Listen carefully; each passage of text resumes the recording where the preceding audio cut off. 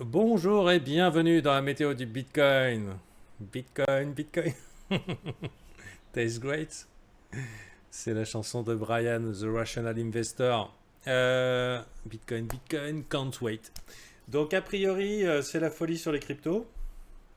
Et très bien, très bien. Donc c'est The Big Bull Run. Euh, je remarque que pas mal de gens, en tout cas dans le groupe, sont un petit peu en souffrance d'avoir manqué. Alors j'espère que je ne les ai pas influencés et j'appelle tout le monde à prendre la responsabilité de son trading. C'est vrai que de vouloir short un marché aussi bullish au niveau de l'analyse technique, euh, bien sûr basé sur des fonds rationnels qui sont la manière dont fonctionne un petit peu ce marché au niveau des open interest. Mais aussi du funding, essentiellement de l'order flow. Euh, j'ai pris mon perdant. Maintenant, il est temps d'accepter qu'on a tort. Tout ça pour dire que pour les membres VIP aujourd'hui, ce que je vais voir avec eux, ça va être une technique, un setup, pour ne pas avoir à attendre 10 ans quand un weekly W se reproduise. Si vous ne savez pas ce que c'est qu'un weekly W, je vous invite à regarder cette formation gratuite, créer un plan de trading adapté aux débutants qui a un plan d'accumulation long terme et qui, par exemple, en tant qu'investisseur, pourrait vous apprendre à rentrer dans les cryptos de manière relativement safe. Euh, Cependant, quand le train est parti, comment qu'on fait? Parce que ça continue à monter. Et c'est aujourd'hui l'objet de notre live pédagogique, puisque je vais leur apprendre un setup basé sur Ishimoku qui va leur permettre de prendre des entrées agressives avec des stops et des targets précises et donc avoir une gestion du risque rationnel en sachant que le momentum est agressif. Je pense qu'il est clairement dangereux de vouloir entrer agressivement maintenant. Oui, donc oui, vous allez être servi. D'ailleurs, ça sera le dernier truc qui ira dans la Dropbox avant qu'on passe à la formation Zero to Hero. Je voulais faire remarquer que même les boules commencent à avoir peur en fait. Vous voyez un petit peu ces points rouges là, ce sont des market sell agressifs. Ça veut dire que même les boules aujourd'hui commencent à vouloir chercher le stop en disant oh, putain, ça peut pas monter beaucoup plus haut. Et, euh, et je dirais que ça sent plutôt bon. Parce que finalement, on arrive dans le genre de situation où les trades les plus difficiles à prendre, ce sont les longues. Je veux dire, c'est une situation inespérée. On n'a pas vécu ça depuis le 2017. Donc pour ça, c'est pour l'Ethereum. Et pour le Bitcoin, c'est relativement pareil. Énormément de ventes agressives. Et donc de gens qui disent non, non, ça ne peut pas monter plus haut. C'est pas possible, ça ne peut pas monter plus haut. A priori, on dirait que oui.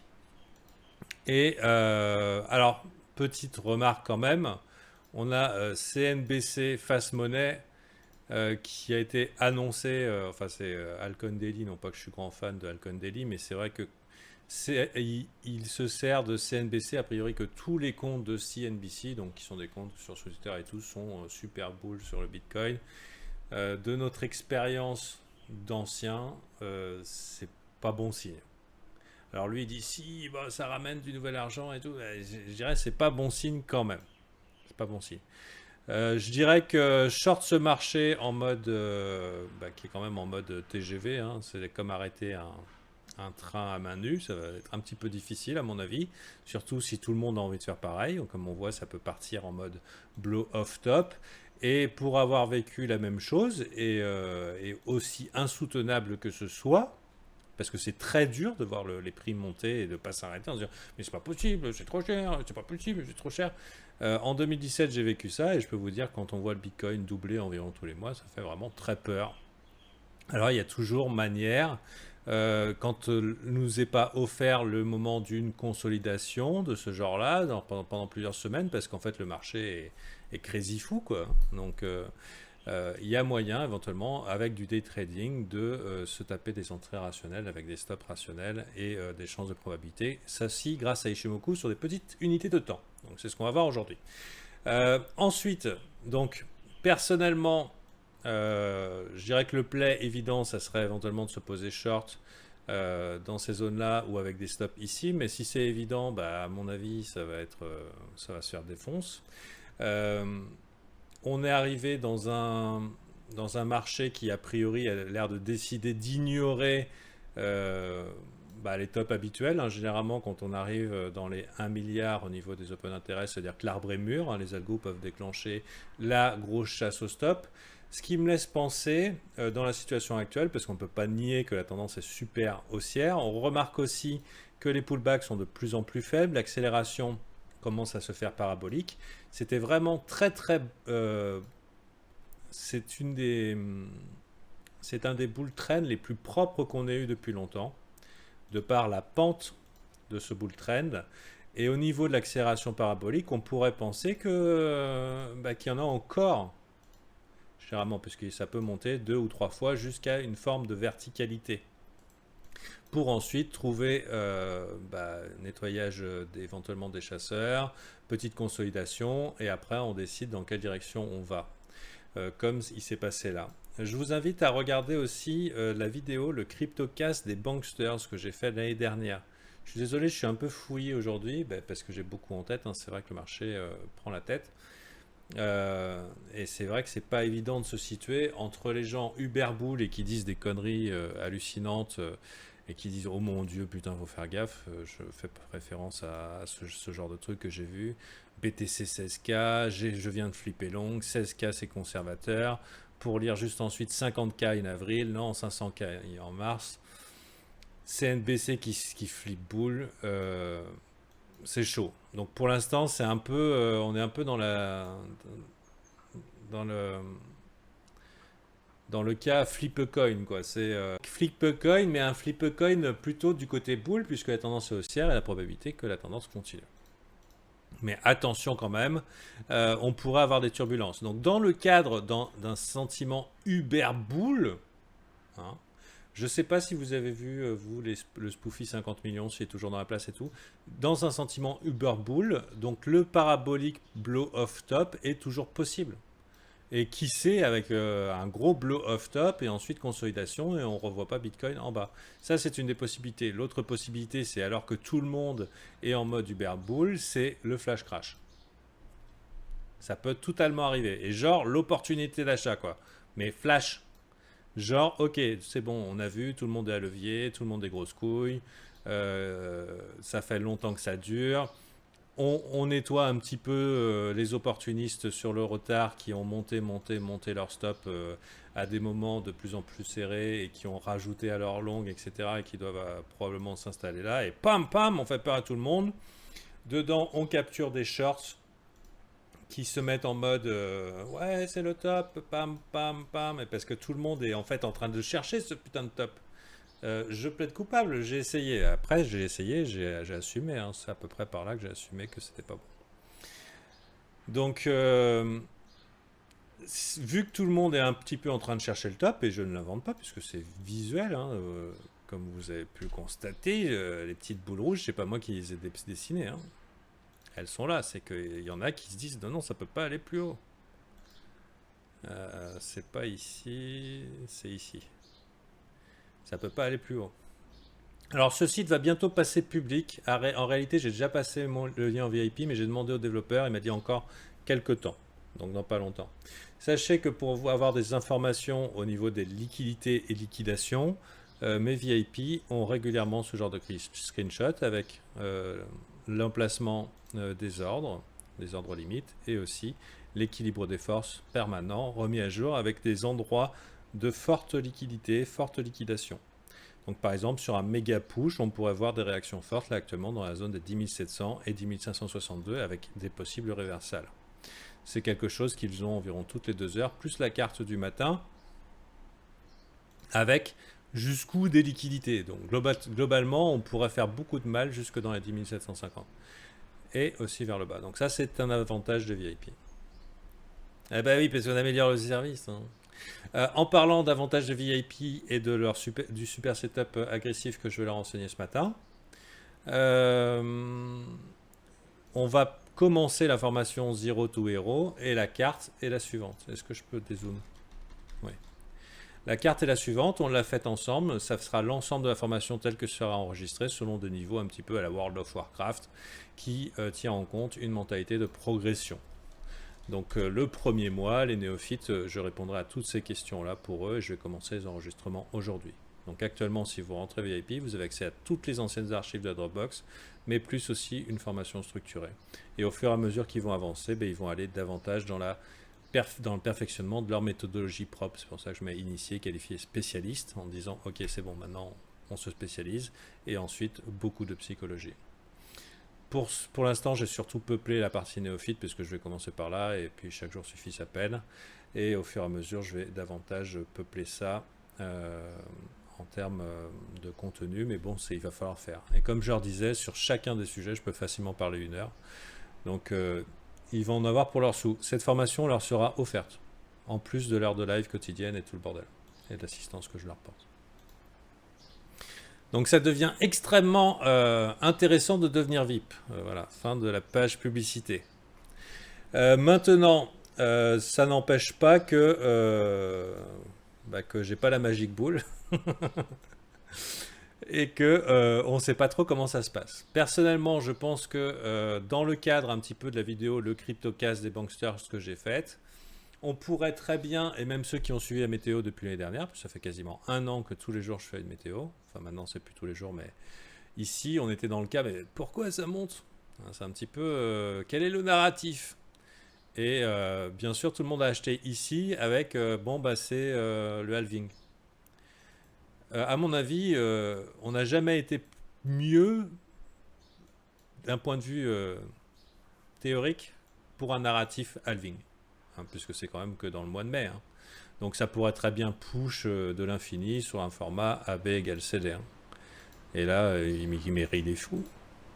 Alors ça ne veut pas dire qu'il n'y aura pas des petits pullbacks. Je vous ai parlé d'un flash crash potentiel, ne serait-ce que pour nettoyer un petit peu les longs ouverts. Qui va payer pour ça? Actuellement, il y a quelqu'un qui est motivé pour payer les gens, puisqu'on entend parler sur Twitter des gens qui disent je prends profit. On est des gens, il y a plein de gens qui ont FOMO ici, et actuellement le marché leur permet de prendre profit. Et c'est là que je me dis mais putain, what is l'embrouille? Et ben peut-être que si on leur permet de prendre profit, c'est parce que les profits potentiels sont peut-être beaucoup plus grands. Et dans ce cas-ci, puisque je vous rappelle, là, c'était la poursuite de Bitfinex par l'avocat général de New York.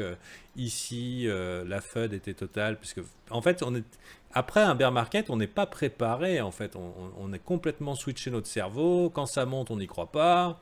On a envie de trouver le top, c'est pas possible, etc., etc. Donc, on était dans une opération. Ici, c'était le hack de Binance. Et le truc se met à skyrocket de l'infini. Puisque tout le monde était en train de chier dans son froc ici. Ah, on est en train de break. Donc, dans ce cadre-là, ma théorie était la suivante. Je ne sais pas si vous vous rappelez. J'ai dit choc et stupeur. Choc et stupeur. Voilà, donc on ne sait pas trop pourquoi ça monte. Mais maintenant, avec le recul, je dirais il s'agissait de s'approprier une grosse partie de l'offre, de protéger sa moyenne. On l'a à peu près sous les yeux ici. Et ainsi, disons, anticiper. Et à partir du moment où on a une grosse quantité de volume de coins, on peut se permettre ensuite de manipuler les prix un peu comme on veut.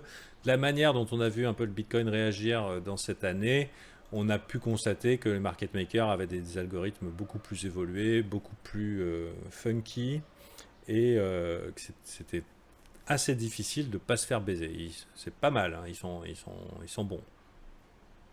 Donc maintenant, est-ce que le Bitcoin est le gros centre d'intérêt de ce move? Bon, Bitcoin, bien sûr, pour moi, is king. Ça veut dire qu'à un moment, il va rappeler aux alts comment ça se passe. Mais une chose est sûre, c'est que par rapport à la vidéo Le CryptoCast des Banksters, où j'expliquais « mais regardez, ne vous laissez pas baiser, ça c'est une stratégie d'accumulation long terme, et devinez qui c'est qui va pleurer ici ?» et que les acteurs ne s'intéressent plus, les nouveaux acteurs ne s'intéressent pas forcément au BTC, mais au l'USD. Et alors que toutes les alts sont en train de saigner à l'infini, ce que j'étais en train de dire versus BTC, donc Bitcoin is king, personne ne s'intéresse aux alts, on maintenait les alts sur des niveaux USD qui ressemblaient à quelque chose d'accumulation long terme. Je viens de vous résumer un petit peu ma vidéo, le CryptoCast des Banksters. Chose est que... prophétie confirmed, d'accord. Donc maintenant, si leur strat à ces messieurs-là, c'est la technique, puisque on va, quitte à parler spéculation, c'est la technique qui fonctionne chez eux, c'est choc et stupeur, comme on a connu sur BTC. Ça veut dire, mais putain, quand c'est que ça tombe, hein? Ça veut dire on capture tout, on pousse le prix le plus largement possible de la zone d'accumulation. Et ben, je dirais que ça peut être très très facile pour des banksters de pousser le prix dans des sphères qui ne sont plus imaginables pour les participants de ce marché au niveau des altcoins. Ça veut dire qu'après un cycle de 4 ans, 2 ans et demi, voire 3 ans de bear market, imaginer des altcoins revenir à la TH, c'est impensable. C'est impensable pour beaucoup. Et le faire en un temps record, ça l'est encore plus. Pour petit rappel, que la plupart des cycles des altcoins, on ne se souvient plus du moment où elles ont niqué leur précédente ATH. Mais je peux vous dire que ceux qui ont acheté là et qui ont attendu des années qu'il ne se passe rien, n'imaginaient pas qu'un jour on passe de 2 sats à plus de 60 sats et qu'on s'en foute, mais même qu'un jour on puisse monter à 2000 sats et puis que certains puissent aller all-in sans même penser qu'un jour ce truc-là était à 2 sats. Donc tout ça pour vous dire qu'on est peut-être dans le genre de scénario que si jamais c'était un crypto-casse des banksters ou mineurs chinois ou n'importe qui investit là-dedans, qui veut simplement profiter d'un pump and dump au moment où plus personne n'a intéressé, ben je dirais que ça peut être très facile avec quelques millions. Alors c'est pas facile à faire avec du Bitcoin. Enfin, avec le Bitcoin, c'était pas si facile à faire que ça, parce qu'il fallait c'était un peu plus liquide comme marché. Mais sur des altcoins un petit peu illiquides, pousser le prix 10 fois au-dessus de sa zone d'accumulation et empêcher de redescendre alors qu'on a capturé l'intégralité du supply n'est pas irréaliste du tout. Quand je dis de supply, c'est-à-dire j'attrape tous les coins. Si les banksters disent ok, nous l'année prochaine on achète tout là maintenant, on pousse tout x10, et ils veulent bouffer de la crypto, ils voulaient acheter de la crypto, vous savez quoi, on va leur faire des belles interfaces et on va leur en vendre de la crypto. Hein. Acheter Monero, 1000 euros, plus de 500% de bénéfices depuis l'année dernière, tu vois. Enfin, qu'importe, je ne sais pas combien ils vont te le vendre, Monero. LTC, le petit frère des Bitcoin, machin et tout, et avec un beau logo, machin et tout, directement dans ton interface. Ils te le vendent à 500 $ alors qu'ils l'ont acheté, je ne sais pas, à 30. Et je veux dire, les gens, le narratif des cryptos, le crypto rush, ce qu'on est peut-être en train de vivre, est complètement possible. Et alors d'habitude, je ne parle pas des alts, mais tout simplement pour appeler à une information qui n'est pas à la portée de ceux qui n'étaient pas là avant les précédents bull runs. C'est que dans la situation actuelle, la tentation est grande de devoir sécuriser les profits. Après 2 ans de bear market, on veut sécuriser les profits. Et personne, et je pense que personne n'est préparé aujourd'hui, y compris ceux qui ont profité de ce move assez hallucinant depuis ce début d'année, n'est préparé à voir un x10, x100 ou x1000 sur les cryptos. Et alors que vous êtes là en tant qu'investisseur, je dirais précurseur, hein, voire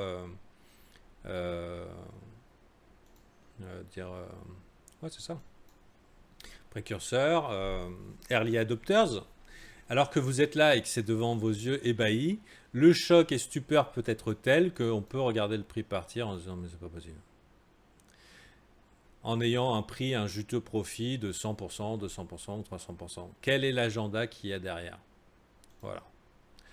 Donc entre... J'enregistre Fanta? Oui. Merci. Donc,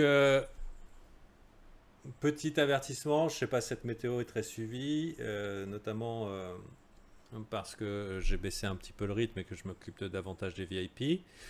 Je n'ai aucune certitude sur l'avenir, mais à vrai dire, on attend là. C'est ce qu'on attend. Ce qui est en train de se produire là, c'est ce qu'on attend depuis 3 ans. C'est pourquoi on se fait chier sur un marché irrégulé, avec des volumes fake, avec des mecs qui font du pump and dump, qui font machin et tout. C'est parce qu'on est believer en crypto-monnaie. Et au moment où arrive ce push incroyable, où on voit des weekly W versus les bitcoins, des weekly W versus l'USD, que ça commence à péter de partout, et que la dominance du BTC est en train de tomber en chute libre, je vois des gens qui sont en train de vouloir short le TH et en train de vouloir short ou dire non, non, XRP ça va jamais monter, qui veulent ou qui sont en train de sécuriser leurs profits en mode j'ai peur. J'ai bien l'impression que il pourrait y avoir des regrets par rapport au potentiel haussier. Et je pense que les grands gagnants, et ce ne sera pas forcément les personnes qui paraissent les plus intelligents ici, cette année, ça ne sera probablement pas les traders comme moi, mais les putains de buy and hold, ceux qui achètent et qui gardent, et qui attendent. Bon, après, il va falloir apprendre à vendre, les copains. Si vous voulez, je peux vous apprendre ça. Il y a un moment, il faut prendre le profit. Parce que c'est pas quand tu as fait 100 fois ton machin que tu as ta villa, ton million, machin et tout, qu'il faut pas prendre profit. C'est là qu'il faut le prendre. Et voilà. Donc, tout ça pour dire que je vois pas mal de gens qui sont en train de souffrir de cette montée. Soit parce qu'ils sont pas dedans, soit parce qu'ils ont peur que ça redescende. Et, et je sais pas. J'ai l'impression qu'il y a entourloupe et l'entourloupe n'est pas de l'ordre du ok, il peut y avoir, ça peut être une prochaine vague baissière, mais sérieusement, 3 mois avant le halving, ils ont le moyen de pousser dans l'irrationalité. Hein. Comment ils vont nous vendre ça? Il y avait l'autre scénario, c'est tout le monde est all-in dans les alts actuellement parmi les survivants. On détruit tout, c'est-à-dire on leur fait peur, donc là je termine avec ça. Et on récupère tout le volume à des levels intéressants puisqu'on est justement dans ces zones d'accumulation long terme. Parce que c'est 20 ou 30 ou 40%, là tu fais peur à tout le monde avec un moins 50%, tu récupères tous les volumes. Et finalement push, mais qui va donner le mot? Qui va donner le mot? Parce que pour ramener des gens dans cette... C'est un peu ce qui se passe sur ce Bitcoin ici.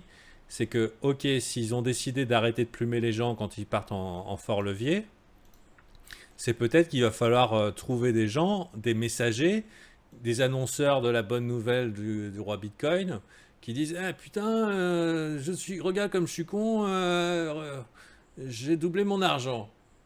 Qui le dit à un copain? Qui le dit à un copain? Qui le dit? C'est comme ça que fonctionne le Ponzi après tout. Si on continue à un moment, quand les bagues ont été pris, quand les gens ont vraiment tout lâché, qu'ils y croyaient plus, en plein sur les bottoms weekly long terme, regardez LTC, hein, je veux dire, au moment où ils ne croyaient plus, si arrivé ici, qu'on a capturé tout le monde, que le désespoir est total, etc., si on continue encore par là, bon, à quel moment ceux qui ont accumulé vont prendre profit? Et je dirais que vous savez, ce W-là, c'est une zone d'accumulation encore. Hein. Tout ça, ça se capture hein, si on veut le pusher vraiment haut. Est-ce que les cryptos verront une adoption massive ou pas? Donc,